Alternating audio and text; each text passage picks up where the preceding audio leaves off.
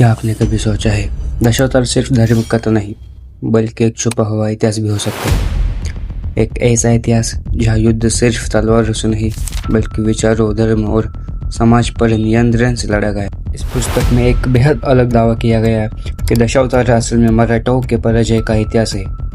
लेखक के अनुसार समाज को नियंत्रित करने के लिए कहानी, धर्म और प्रतीकों का इस्तेमाल किया गया।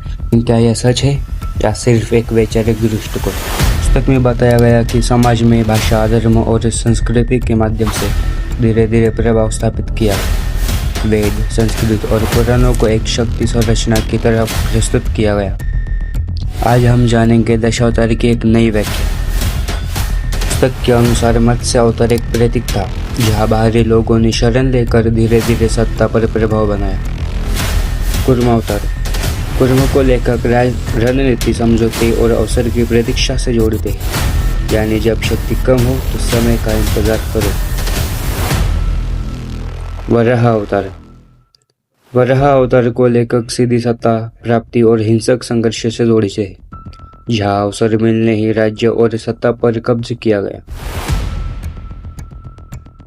नरसिंह अवतार, नरसिंह अवतार सत्ता, संघर्ष और विश्वासघात का प्रतीक था। यह पूरी व्याख्या धार्मिक नहीं बल्कि सामाजिक और राजनीतिक दृष्टिकोण से की गई है।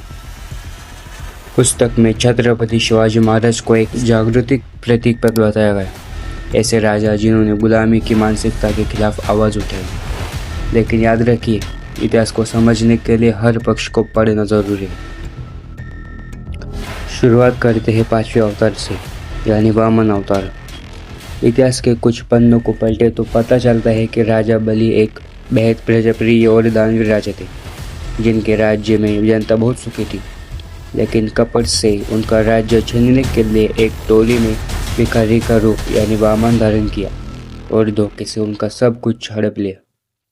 महाराष्ट्र के किसान आज भी कहते हैं, एड़ा पीड़ा टोयो बयच राज्य, यानी हर दुख दर्द दूर हो और राजा बलि का राज वापस आए। यह प्रार्थना करते हैं वो इसी लोक कल्याण राज्य के लिए।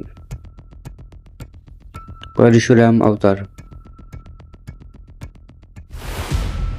इस वैकल्पिक विचार के अनुसार वामन द्वारा राजा बलि को हराने के बाद एक नया सामाजिक दौर शुरू हुआ।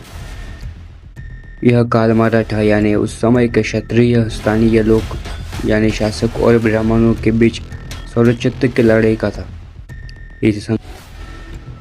इस संघर्ष में ब्राह्मणों की मदद के लिए समुद्र के रास्ते से यूरोप या बाहरी क्षेत्रों से उनके सहयोगी नए हथियारों के साथ आए थे। कोंकण के तट पर हुए इस युद्ध में स्थानीय शासकों को पीछे हटना पड़ा, जिसे पारंपरिक रूप से परशुराम द्वारा समुद्र को पीछे धकेल कर नई जमीन बनाने के रूप में पेश किया गया। अब बात करते हैं 9वें अवतार की। इतिहास गवाह है कि गौतम बुद्ध ने तत्कालीन सामाजिक और आर्थिक और सामाजिक विषमताओं के देखकर गृह त्याग किया। उन्होंने लगभग 45 वर्ष तक